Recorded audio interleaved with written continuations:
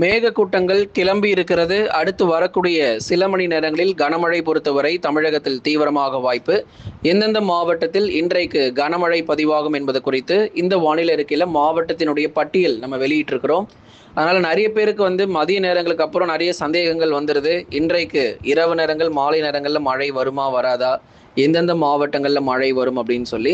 அதனால தான் உங்களுக்கு மாவட்டத்தின் பெயரோட இப்போ நம்ம அறிவிக்க போகிறோம்.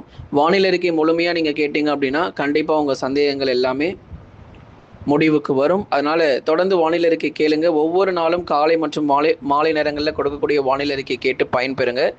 இன்று காலை நேரங்களில் வானிலை அறிக்கையில் இதை பற்றி நம்ம சொல்லியிருந்தோம். இன்று முதல் மழை வாய்ப்புகள் அதிகரிக்கக்கூடும் சொல்லி.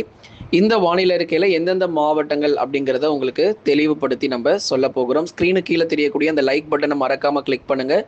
சப்ஸ்கிரைப் பண்ணி சப்போர்ட் பண்ணுங்கள். நண்பர்கள், உறவினர்கள் தெரியப்படுத்த ஷேர் பண்ணுங்கள். தமிழகத்தில் இன்று மாலை மற்றும் இரவு நேரங்களில் மழை வாய்ப்புகள் ஒரு சில மாவட்டங்களில் கடுமையாக தீவிரமடையும். கனமழை எச்சரிக்கை. முதலாவதாக மதுரை மாவட்டம். நல்ல வெயிலுங்க, சரியான வெயில். பகல் நேரங்களில் மிக கடுமையான வெப்பநிலை பொறுத்தவரை இயல்பிலிருந்து கூடுதலாகவே வெப்பம் பதிவாயிட்டு இருக்கு மதுரையில். இங்கே தான் நமக்கு மேகக்கூட்டங்கள் அடுத்து வரும் நேரங்களில் தொடர்ந்து அதிகரித்து மழைக்கான வாய்ப்புகள் இரவு நேரங்களிலும் மாலை நேரங்களுக்கு பிறகு மழை பொழிவுகள் அதிகரிக்க ஆரம்பிக்கும்.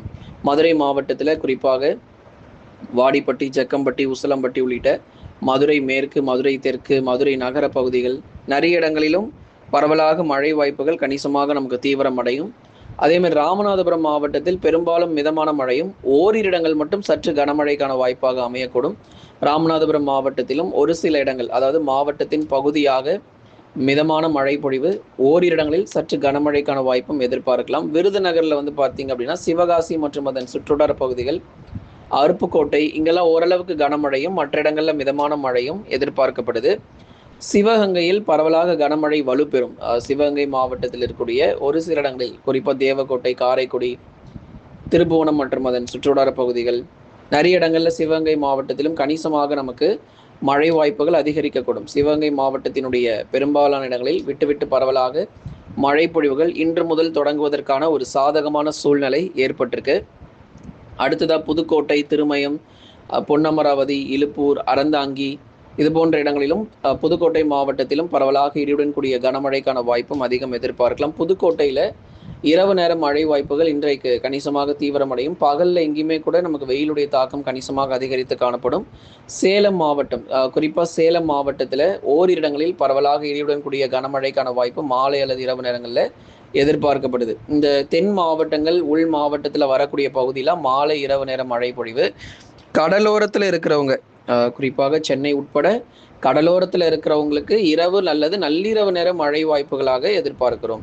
புதுக்கோட்டை மாவட்டம் குறிப்பாக நிறைய இடங்கள் நம்ம சொன்னோம். அதே மாதிரி சேலம் மாவட்டத்திலும் டேனிஷ்பேட்டை, ஆத்தூர், தலைவாசல், சேலத்தினுடைய நகர பகுதிகள், சேலம் மாவட்டத்தில் இளம்பிள்ளை, ஓமலூர் போன்ற பல்வேறு இடங்களிலும் கணிசமாக மழை பொழிவுகள் இரவு நேரங்களில் தீவிரமாகும். நாமக்கலில் ஓரிரு இடங்களிலும் மிதமான மழை பெய்யும். சில இடங்களில் சற்று வலுவான மழை பொழிவும் எதிர்பார்க்கப்படுது. சேலம் மாவட்டத்தை தொடர்ந்து கள்ளக்குறிச்சியிலும் பரவலாக கனமழை வாய்ப்பு அதிகரிக்கக்கூடும். சேலம் மாவட்டங்களை தொடர்ந்து கள்ளக்குறிச்சியிலும் மிதமானது முதல் கனமழைக்கான வாய்ப்பாக இன்றைக்கு எதிர்பார்ப்பு. கடலூர் மாவட்டத்தினுடைய மேற்கு பகுதி, பெண்ணாடம், திட்டக்குடி, வேப்பூர் இது போன்ற இடங்களில் பரவலான ஒரு கனமழையும் மற்ற இடங்களில் மிதமான மழைக்கான வாய்ப்பு கடலூர் மாவட்டத்திலும் பதிவாகக்கூடும். பண்ருட்டி, குறிஞ்சிப்பாடி, புவனகிரி, சிதம்பரம் போன்ற இடங்களில் ஓரிரு இடங்களில் மிதமான மழை வாய்ப்பு பகுதியாக தான் இருக்கும். நிறைய இடங்களில் நமக்கு ஆங்கிலத்தில் ரெயின் ஸ்கேட்டர்ன்னு சொல்ல முடியும். ஏன்னா மழை பொறுத்த வரைக்கும் அங்கொன்றும் இங்கொன்றுமாக நமக்கு மழையானது பதிவாகிறதுக்கான வாய்ப்பாக சொல்லப்பட்ட மாவட்டங்களில் எதிர்பார்க்கப்படுது. பெரம்பலூர் மற்றும் தஞ்சாவூர் மாவட்டம், லப்பைக்குடிக்காடு, அகரம், சீகூர் இது போன்ற நிறைய பகுதிகள், இந்த அரியலூர், பெரம்பலூரை சுற்றியுள்ள நிறைய இடங்களில் மிதமான மழைக்கான வாய்ப்புகள் எதிர்பார்க்கிறோம். தஞ்சாவூர் மாவட்டம் தெற்கு பகுதிகளில் வலுவான கனமழையும் மற்ற இடங்களில் மிதமான மழை பொழிவும். சென்னை, திருவள்ளூர், காஞ்சிபுரம் மற்றும் செங்கல்பட்டு KTCC பகுதியில் இரவு நேர மழை வாய்ப்புகள் அதிகரிக்கக்கூடும். KTCC பகுதிகளில் இரவு நேரங்களில் கணிசமாக நமக்கு மழை தொடர்ந்து தீவிரம் அடையக்கூடும். அதனால் மாலை மற்றும் இரவு நேர மழை வாய்ப்பாக சென்னை, திருவள்ளூர், காஞ்சிபுரம், செங்கல்பட்டு உள்ளிட்ட மாவட்டங்களில் பரவலாக இடியுடன் கூடிய கனமழைக்கான வாய்ப்பாக எதிர்பார்க்க முடியும். விழுப்புரம் மற்றும் திருவண்ணாமலை மாவட்டங்கள், குறிப்பாக விழுப்புரம் மாவட்டத்தினுடைய பல்வேறு இடங்களில் பரவலாக இடியுடன் கூடிய கனமழை பதிவாகும். விழுப்புரம் மாவட்டத்தை எடுத்துக்கிட்டோம் அப்படின்னா மயிலம், விக்கிரவாண்டி, திண்டிவனம், மரக்காணம் போன்ற இடங்களிலும் பரவலாக இடியுடன் கூடிய கனமழையும், திருவண்ணாமலை மாவட்டத்தினுடைய தெற்கு பகுதிகளில் பரவலாக மழை கிடைக்கும். சாத்தனூர் அணை, கீழ்பெண்ணாத்தூர், ஜமுனா மருத்தூர், திருவண்ணாமலை வடக்கு பகுதிகளில் மிதமான மழையும், திருவண்ணாமலையினுடைய தெற்கு பகுதிகளில் ஓரளவு இடியுடன் கூடிய கனமழைக்கான வாய்ப்பாக எதிர்பார்க்கப்படுது. மாவட்டத்தின் பகுதியாகவே மழை பெய்யும். திருவண்ணாமலை ஆகட்டும், விழுப்புரம் ஆகட்டும், சென்னை, திருவள்ளூர், காஞ்சிபுரம், செங்கல்பட்டிலும் மாவட்டத்தின் பகுதியாகவே பரவலாக இடியுடன் கூடிய கனமழைக்கான வாய்ப்புகள் எதிர்பார்க்கப்படுது. அடுத்ததாக இப்போ சொன்ன மாவட்டங்கள்லாம் நமக்கு பெரும்பாலும் மழை கிடைக்கும். குறைஞ்சது மிதமான மழை, அதிகபட்சம் கனமழையாக பதிவாகும். அறிவிக்கப்படாத இன்னும் நிறைய மாவட்டங்கள் இருக்கு. இன்னும் ஏகப்பட்ட மாவட்டங்கள் நம்ம சொல்லலை.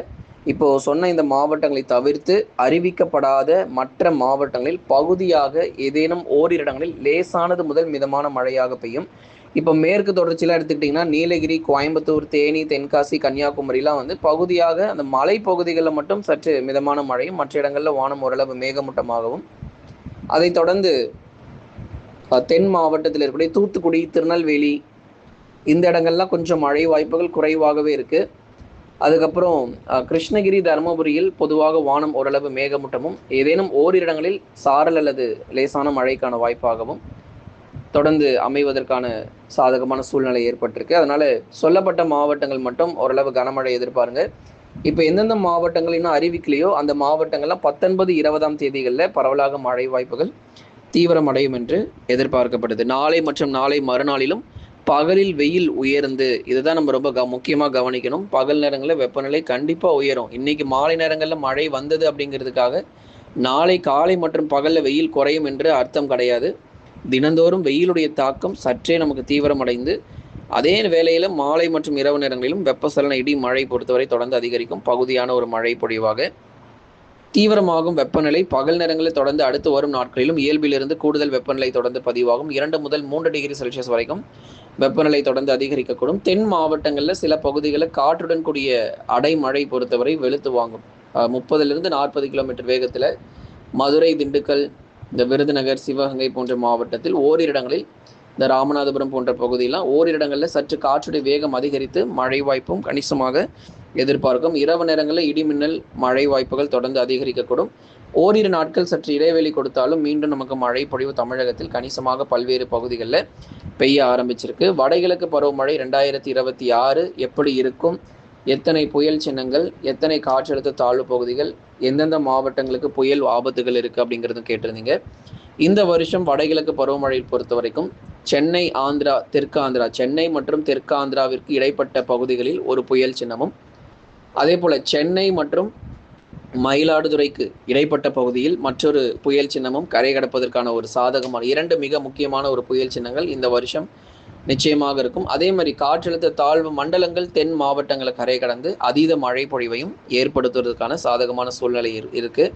அதனால் வடகிழக்கு பருவமழை அக்டோபர் இறுதி தான். அது வரைக்கும் இந்த தென்மேற்கு பருவமழையினால கணிசமாக நமக்கு மழை தொடர்ந்து இருக்கும். செப்டம்பர் மாதத்திலும் வெயில் குறைய வாய்ப்பில்லை. அடுத்து வரக்கூடிய மாதங்களிலும் தொடர்ந்து இதே போலவே வெப்பநிலையானது தீவிரமடைந்து காணப்படும். நண்பர்களே, லைக் பண்ணுங்க, மறக்காம சப்ஸ்கிரைப் பண்ணி தொடர்ந்து சப்போர்ட் பண்ணி பாருங்க.